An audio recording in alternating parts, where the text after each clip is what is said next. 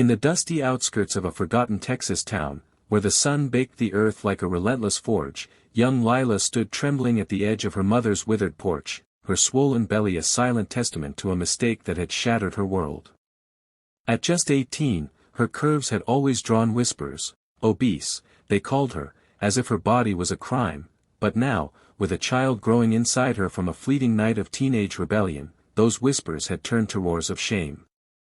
Her mother, a woman hardened by years of scraping by on a barren farm, had declared her a burden too heavy to bear. "No man will want you now," she'd spat, eyes cold as the winter winds that never came.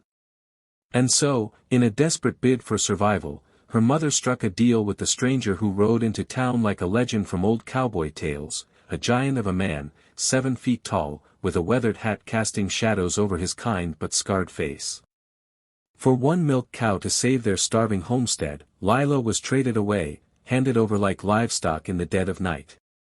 Lila's heart pounded as the giant cowboy, known only as Harlan, lifted her effortlessly onto his massive horse, his hand surprisingly gentle despite their size. She expected cruelty, the kind she'd read about in fairy tales where giants devoured the weak. But as they rode into the vast plains under a canopy of stars, Harlan spoke in a voice like rolling thunder softened by rain.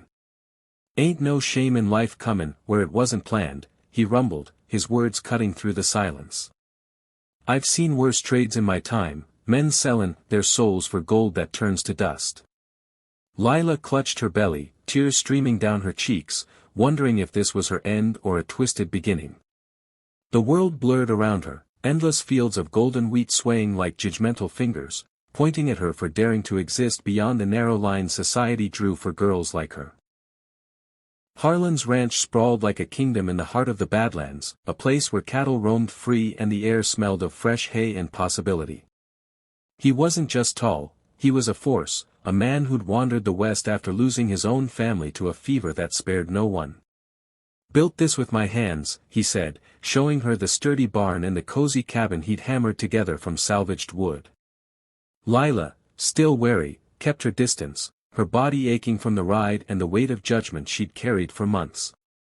She expected to be a servant, or worse, but Harlan assigned her no chores beyond resting. "You need strength for what's comin'," he insisted, his eyes, deep blue like forgotten oceans, holding no pity, only quiet resolve. It was here, in the quiet evenings by the fire, that Lila began to unravel the threads of her pain.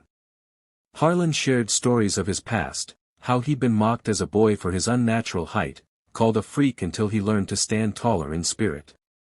"Size don't make the man," he'd say, "heart does. For the furs.